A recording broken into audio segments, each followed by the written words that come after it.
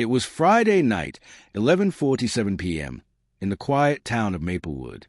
The streets outside my window were empty, soaked in the pale glow of a flickering street lamp. And that was the first time I noticed something strange about her. We had been best friends for years, inseparable since childhood. She laughed the loudest at my jokes. She knew every secret I'd ever confessed, and she swore I was the only person she truly trusted. But that night, sitting across from me in my dimly lit room, she smiled in a way I'd never seen before. It wasn't playful. It wasn't kind. It was hollow. I remember hearing it then, 3 slow knocks echoing from the hallway outside my door. At first, I thought it was my brother. But when I called out, there was no answer. The knocks didn't come again, but I couldn't shake the chill that had crawled up my spine. She tilted her head, her eyes fixed on me, almost studying me. "Do you hear it too?" she whispered. My throat went dry. Hear what? That single question would change everything. Because from that night onward, I realized she had been hiding something from me. Something dark. Something she thought I'd never discover. And by the time I finally uncovered her secret, it was already too late. I should probably start from the beginning. Before the knocks, before the whispers, before I realized anything was wrong. Her name was Amelia, and we weren't just best friends. We were practically like siblings. We grew up on the same street, went to the same schools, even wore matching bracelets we bought at a summer fair when we were 12. I thought I knew everything about her. Every morning, she'd wait for me outside my house. I'd step out, backpack slung over one shoulder, and she'd already be leaning on her bike with that same casual smile, her hair tied up carelessly. I can still hear the metallic squeak of her brakes as we pedaled side by side down the cracked pavement of Birchwood Avenue.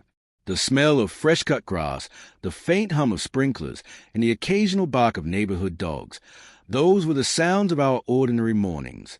School was routine. I'd sit at the back of the classroom, doodling while Amelia took notes like her life depended on it.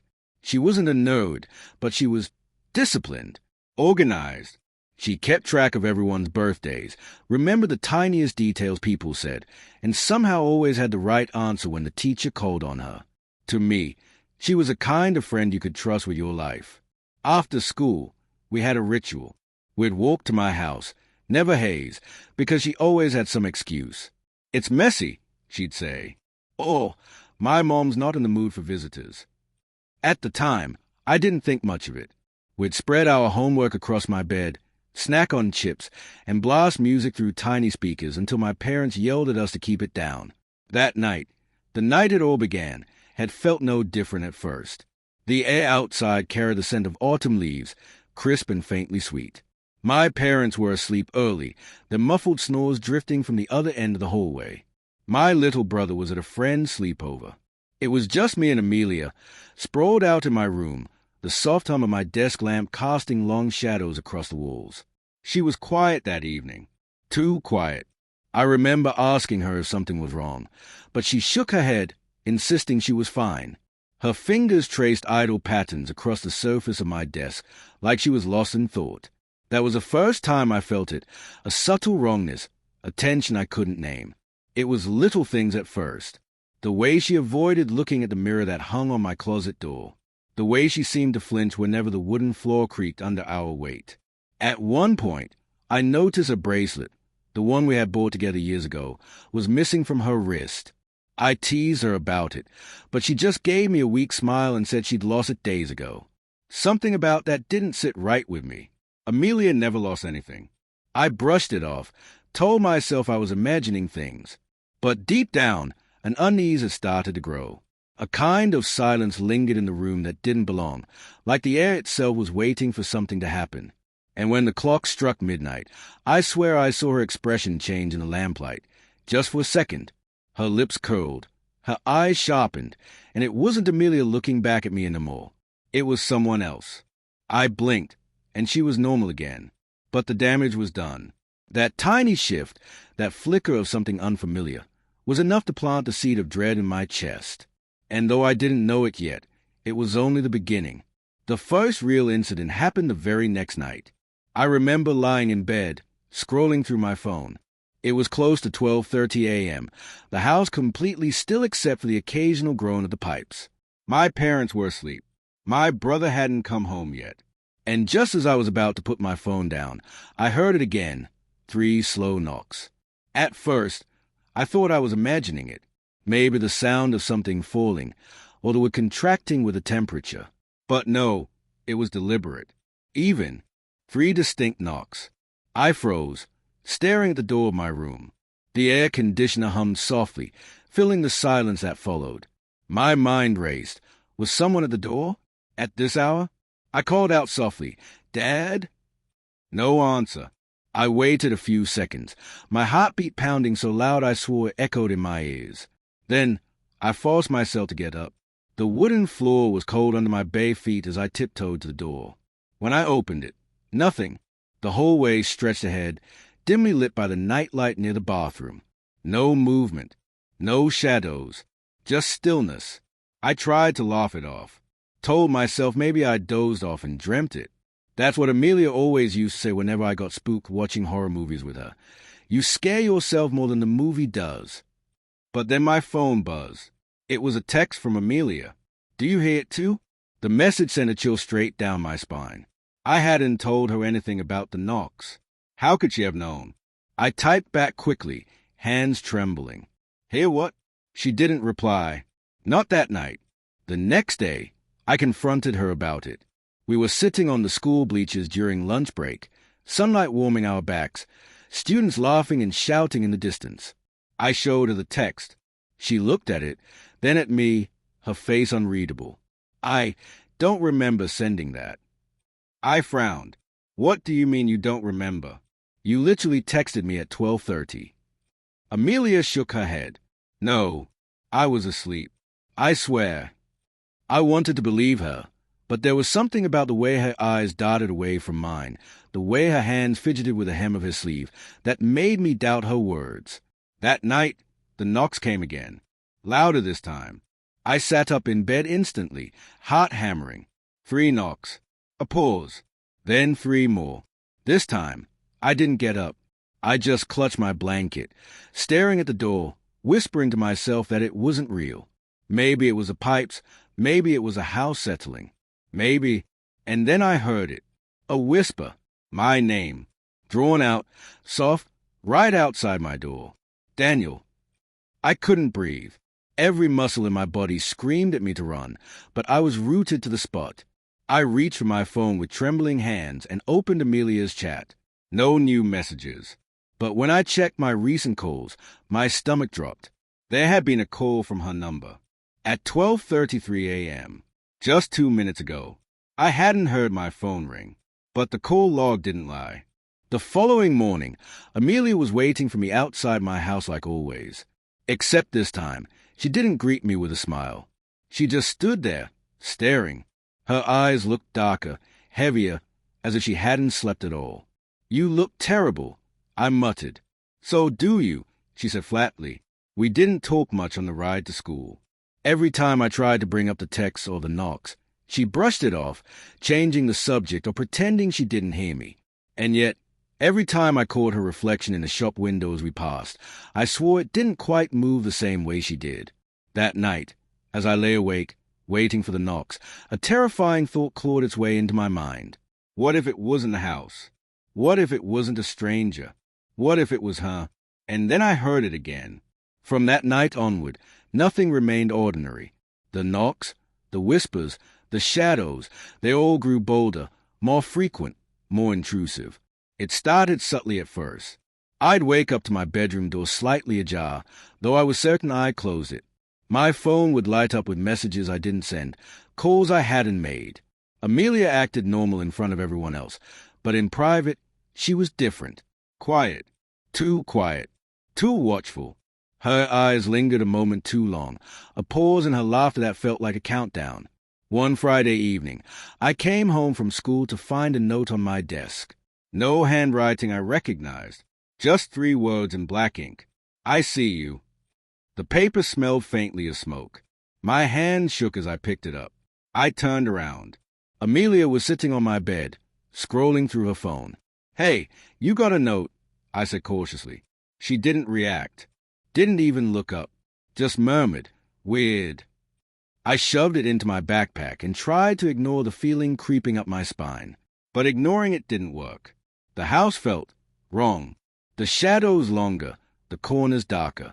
Even the ticking of the clock seemed louder than it should be, like a heartbeat counting down to something inevitable. The next few nights were worse. Every creak, every whisper, every shift of light became a trigger.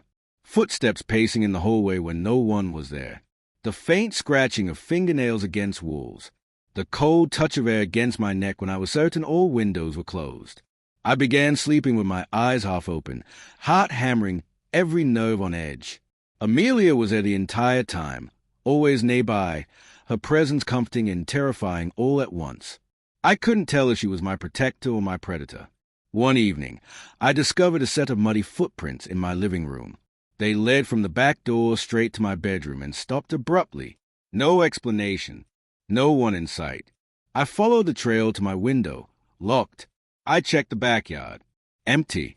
My chest ached. My hands trembled. I don't understand, I whispered to Amelia when she arrived later. She tilted her head, eyes narrowing. Maybe you're imagining things. Her voice was casual, almost teasing. But her smile didn't reach her eyes. And for the first time, I noticed a reflection in the glass. It didn't mirror her movements perfectly. A flicker, a delay. I started seeing things everywhere. A shadow in the corner of the kitchen that vanished when I turned around. A figure outside my window that disappeared as soon as I blinked. My phone would light up with her name, but when I answered, there was only silence. I tried telling my parents. They dismissed it as stress, exhaustion, teenage anxiety. You're overthinking? Daniel, my dad said. My mother suggested meditation, hot tea, and early bedtimes. But I knew better. Something was wrong. Something terrifyingly wrong. One night, the climax of this terror began. The lights flickered violently as I sat at my desk, doing homework. Shadows danced across the walls. I felt her behind me before I even turned around. Amelia was there, smiling softly, her eyes glinting in the dim light. I can't do this anymore, I whispered. Her smile widened. Do what? Before I could react, I noticed a photo on my desk that hadn't been there before. It was taken from outside my window, me sleeping. My mouth slightly open, unaware. I stared at it in horror, and she leaned closer. Why are you scared? She asked, voice almost gentle. I backed away, heart racing. My instinct screamed at me to run, but I didn't. Part of me wanted to understand, to plead, to make sense of it all. Suddenly, the doorknob rattled. I froze. A shadow passed beneath the crack of the door. I realized with bone-chilling certainty I was no longer safe. And whatever this was, whatever Amelia was not bound by logic, reason, or even friendship. The days became unbearable. Every interaction, every glance, every laugh seemed like a trap. I began questioning my own mind. Was I paranoid? Or was reality breaking around me? Every time I tried to sleep, I felt her presence in the room, watching, waiting. Every reflection betrayed a flicker of something I couldn't name. Then came the moment I wish I could forget. I woke to a low, guttural whisper calling my name from the closet. Trembling, I approached it, praying it was a dream. The door creaked open on its own, revealing a single object, a small, black diary. It had Amelia's name on it, but the entries were mine, written as if she had been inside my thoughts, inside my memories, recording every fear, every secret. I stumbled back, my knees hitting the floor. The diary thudded against the hardwood, pages fluttering. Her voice came from behind me, calm, patient, terrifying. Don't you see? I've always known, always watched, always waited. The doorknob of my bedroom turned slowly. I froze. My chest felt like it would explode. The shadow of a figure loomed across the doorway. The escalation had reached its peak. I ran. I didn't think I'd make it through that night alive. After the diary, everything escalated into chaos. My senses were on fire. Every creak of the floorboards, every shadow in the corner of my room, every whisper crawling through the walls assaulted me relentlessly. The world had become a labyrinth of fear, and the center of it all was Amelia. That night, I decided I couldn't wait. I had to confront her, face whatever darkness had taken root. I told myself, this end tonight. I waited until my parents were asleep, until the house was suffocatingly silent. I crept through the dark hallway, clutching the diary like a weapon. The air was cold, unnatural, brushing against my neck with icy fingers. I could hear the faintest sound of breathing, synchronized with my own. Then I saw her. She was in my room, standing perfectly still, her eyes glinting in the faint moonlight streaming through the blinds. Her smile, that hollow, empty smile, made my stomach turn. "I knew you'd come," she whispered. I lunged forward, desperate, adrenaline pushing me beyond reason. "Why are you doing this?" Her laugh was soft, almost musical, but it carried an edge sharp enough to cut. "Doing what? Watching? Caring? Loving?" My mind reeled. Every logical explanation slipped away like sand through my fingers. I tried to grab her, to push her away, but it was like trying to grasp smoke. She moved with impossible speed, appearing at the other side of the room in an instant. The lights flickered violently, plunging the room into darkness, then back into blinding clarity. Shadows twisted unnaturally along the walls. I could hear multiple whispers now, her voice multiplied, overlapping, echoing from every corner. "Don't you see, Daniel," she said. "You're mine, always mine." I ran, stumbling over the edge of my bed, knocking over the lamp. Sparks and shadows danced across the walls as the power cut out completely. My heart pounded in my chest, my breaths ragged, each second stretching into eternity. Then I heard the sound that will haunt me forever, the click of the closet door opening slowly. I turned, just in time to see her silhouette merge with the shadows. She stepped forward, but her form fractured, as if reality itself couldn't contain her. I felt a force pushing me backward, slamming me against the wall. My head hit the dresser, stars exploding behind my eyes. I knew I had only one chance. I grabbed the nearest object, a heavy metal lamp, and swung it blindly. It connected. There was a scream, sharp and high-pitched, echoing around the room.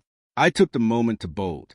Down the hallway, I ran like I had never run before. I could hear her following, the whispers now a deafening chorus, mocking, chasing me. I threw open the front door into the cold night, lungs burning, legs trembling, and didn't stop running until I reached the edge of the street. The street lamps flickered. The night was eerily silent. No Amelia, no shadow, just the distant hum of the town, oblivious to the terror that had consumed my house. I didn't go back. I called the police, who searched the house thoroughly, finding nothing. No diary, no signs of forced entry. Just the remnants of the lamp and my own terror still pounding in my veins. For the first time, I could breathe. Or so I thought. The following days were a blur. Sleep eluded me. Every creak, every gust of wind, every rustle of leaves outside my window set my nerves on edge. I double-checked locks, installed cameras, asked neighbors to keep an eye on the house. Yet, in every reflection, I felt her. In every passing shadow, I imagined her smile. And then, just when I thought I was safe, I received a photo on my phone. It was me, lying in my bed, taken from the exact angle of my bedroom window. And in the corner of the photo, barely visible, was her smile. Hello, watching, waiting. I don't know how she did it. I don't know what she is. And I know one thing for certain. She's not gone. That night, the whispers returned. Not outside, not in the hallway, but inside my own mind. Every thought, every fear, every memory. She was there, intertwining herself with my consciousness. I fled again, this time not daring to return for days. Every street corner, every shop window, every reflective surface made me flinch. Even friends' houses felt unsafe. I became a shadow myself, hiding from a shadow that could never be caught.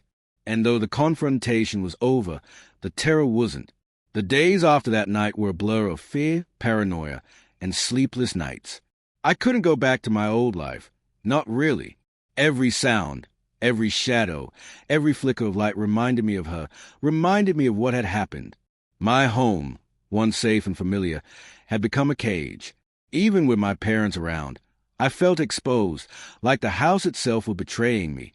I started sleeping with lights on, doors locked, every window reinforced with extra latches. My phone never left my hand.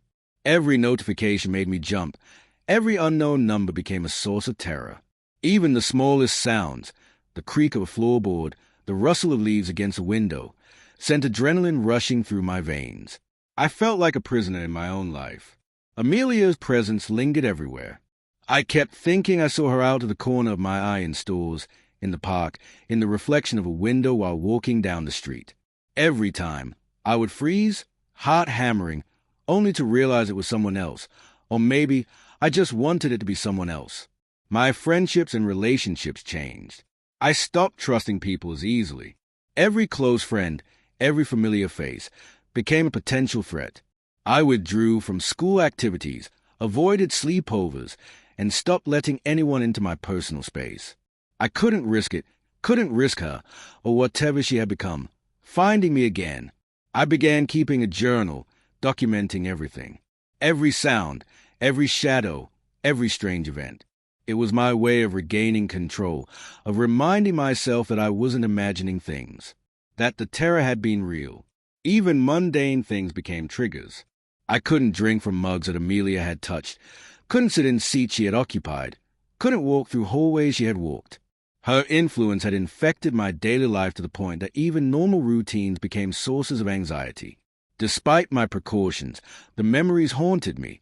Nightmares of the night she attacked me played on a loop in my mind. I could still feel the icy touch of the air in my room, still hear the whispers that weren't there, still see the hollow smile reflected in every glass and mirror. The trauma seeped into every part of me, leaving me anxious, hyper-aware, and perpetually on edge. Even the police report, the official investigation, provided no closure. They found no evidence of forced entry, no sign of Amelia or anyone else ever being there. Their calm reassurances meant nothing. I knew the truth, and the truth was that whatever she was, whatever had invaded my life that night, was still out there, waiting, watching. I moved houses eventually, hoping distance would help, but it didn't. Every new home felt just as vulnerable, every unfamiliar street potentially a stage for her next appearance. I avoided mirrors, stayed off social media, and never allowed anyone to get close enough to leave a trace of themselves in my life. And yet, even with all the measures, one small detail always reminded me she hadn't truly left.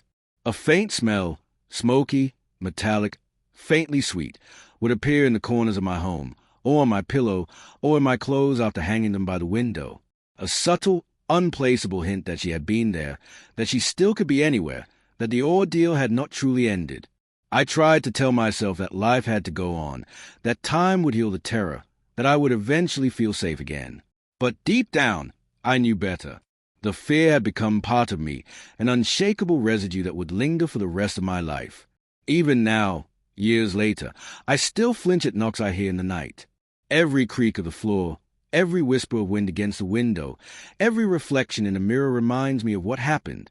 And sometimes, just sometimes, I swear I catch a glimpse of that hollow smile in the corner of my vision. The aftermath wasn't just a memory of fear. It was a complete redefinition of reality. Life had been irreversibly altered, and I knew that, no matter what I did, some part of her would always remain with me, just beyond the edge of perception. Years have passed since that night, yet the memory is as vivid as if it happened yesterday. I often tell myself that I've moved on, that I've rebuilt a sense of normalcy, but deep down, I know that part of me will never be free from the shadow she cast. When I look back, I realize the experience taught me lessons I could never have learned in any other way. Trust, I learned, is fragile. Not everyone who smiles, who laughs, who swears loyalty, is who they appear to be.